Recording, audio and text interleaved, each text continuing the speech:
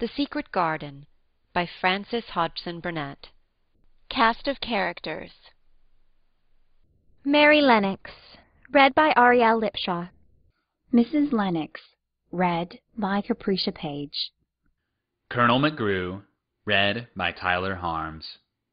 Basil, read by Victoria Martin. Mrs. Crawford, read by Abai. Officer's Wife, read by Pamela Krantz. Mrs. Medlock, read by Grace Garrett. Archibald Craven, read by Alex Lau. Station Master, read by Martin Geeson. Martha, read by Elizabeth Klatt. Ben Weatherstaff, read by Andy Minter. Dickon, read by Charlotte Duckett. Colin Craven, read by Amanda Friday. Dr. Craven, read by Tyler Harms. Nurse, read by Kara Schallenberg. Mr. Roach, read by John Trevithick. Mrs. Susan Sowerby, read by Victoria Martin. Lilias Craven, read by Eden Ray Hedrick. And narrated by Elizabeth Klatt. Chapter 1. There is no one left. When Mary Lennox was sent to Misslethwaite Manor to live with her uncle, everybody said she was the most disagreeable-looking child ever seen. It was true, too. She had a little thin face and a little thin body, thin light hair and a sour expression. Her hair was yellow, and her face was yellow, because she had been born in India, and had always been ill in one way or another. Her father had held a position under the English government, and had always been busy and ill himself, and her mother had been a great beauty, who cared only to go to parties and amuse herself with gay people. She had not wanted a little girl at all, and when Mary was born she handed her over to the care of an ayah, who was made to understand that if she wished to please the Mem Sahib, she must keep the child out of sight as much as possible. So, when she was a sickly, fretful, ugly little baby, she was kept out of the way, and when she became a sickly, fretful, toddling little thing, she was kept out of the way also. She never remembered seeing familiarly anything but the dark faces of her ayah and the other native servants, and as they always obeyed her and gave her her own way in everything, because the Mem Sahib would be angry if she was disturbed by her crying, by the time she was 6 years old, she was as tyrannical and selfish a little pig as ever lived. The young English governess who came to teach her to read and write disliked her so much that she gave up her place in 3 months, and when other governesses came to try and fill it, they always went away in a shorter time than the first one. So, if Mary had not chosen to really want to know how to read books, she would never have learned her letters at all. One frightfully hot morning when she was about 9 years old, she awakened feeling very cross, and she became crosser still when she saw that the servant who stood by her bedside was not her ayah. Why did you come? She said to the strange woman. I will not let you stay. Send my ayah to me. The woman looked frightened, but she only stammered that the ayah could not come, and when Mary threw herself into a passion and beat and kicked her, she looked only more frightened and repeated that it was not possible for the ayah to come to Missy Sahib. There was something mysterious in the air that morning. Nothing was done in its regular order, and several of the native servants seemed missing, while those whom Mary saw slunk or hurried about with ashy and scared faces. But no one would tell her anything, and her ayah did not come. She was actually left alone as the morning went on, and at last she wandered out into the garden and began to play by herself under a tree near the veranda. She pretended she was making a flower-bed, and she stuck big scarlet hibiscus blossoms into little heaps of earth, all the time growing more and more angry, and muttering to herself the things she would say, and the names she would call Sadie when she returned. Pig, pig, daughter of pigs, she said, because to call a native a pig is the worst insult of all. She was grinding her teeth and saying this over and over again when she heard her mother come out on the veranda with someone.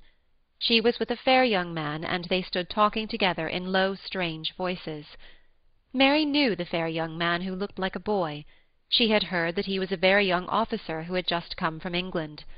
The child stared at him, but she stared most at her mother.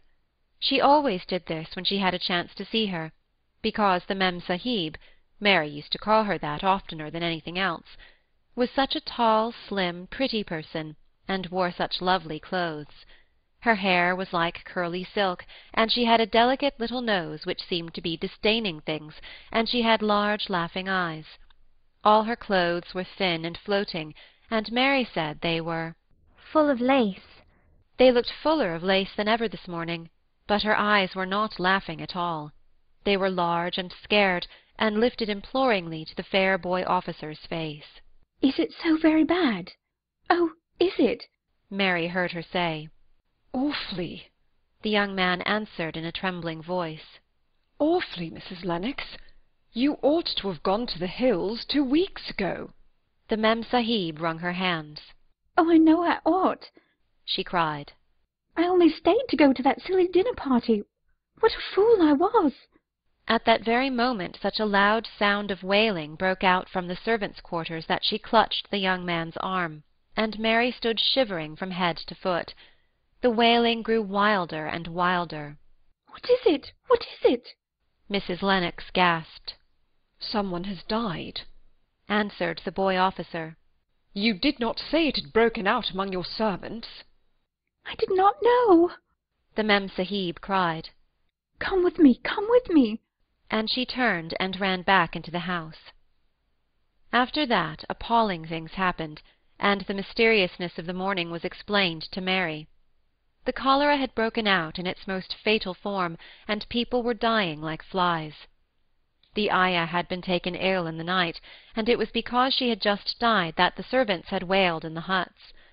Before the next day 3 other servants were dead, and others had run away in terror. There was panic on every side, and dying people in all the bungalows. During the confusion and bewilderment of the second day, Mary hid herself in the nursery and was forgotten by everyone. Nobody thought of her, nobody wanted her, and strange things happened of which she knew nothing. Mary alternately cried and slept through the hours. She only knew that people were ill, and that she heard mysterious and frightening sounds. Once she crept into the dining-room and found it empty, though a partly finished meal was on the table, and chairs and plates looked as if they had been hastily pushed back when the diners rose suddenly for some reason. The child ate some fruit and biscuits, and being thirsty she drank a glass of wine which stood nearly filled. It was sweet, and she did not know how strong it was. Very soon it made her intensely drowsy, and she went back to her nursery and shut herself in again, frightened by cries she heard in the huts, and by the sound of hurrying feet. The wine made her so sleepy that she could scarcely keep her eyes open, and she lay down in her bed, and knew nothing more for a long time. Many things happened during the hours in which she slept so heavily, but she was not disturbed by the wails and the sound of things being carried in and out of the bungalow. When she awakened, she lay and stared at the wall. The house was perfectly still. She had never known it to be so silent before. She heard neither voices nor footsteps, and wondered if everybody had got well of the cholera and all the trouble was over. She wondered also who would take care of her now her ayah was dead. There would be a new ayah, and perhaps she would know some new stories. Mary had been rather tired of the old ones. She did not cry because her nurse had died. She was not an affectionate child, and had never cared much for anyone. The noise and hurrying about and wailing over the cholera had frightened her, and she had been angry because no one seemed to remember that she was alive. Everyone was too panic-stricken to think of a little girl no one was fond of. When people had the cholera, it seemed that they remembered nothing but themselves. But if everyone had got well again, surely someone would remember and come to look for her. But no one came, and as she lay waiting the house seemed to grow more and more silent. She heard something rustling on the matting, and when she looked down, she saw a little snake gliding along and watching her with eyes like jewels.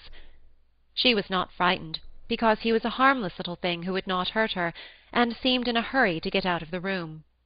He slipped under the door as she watched him. "How queer and quiet it is," she said.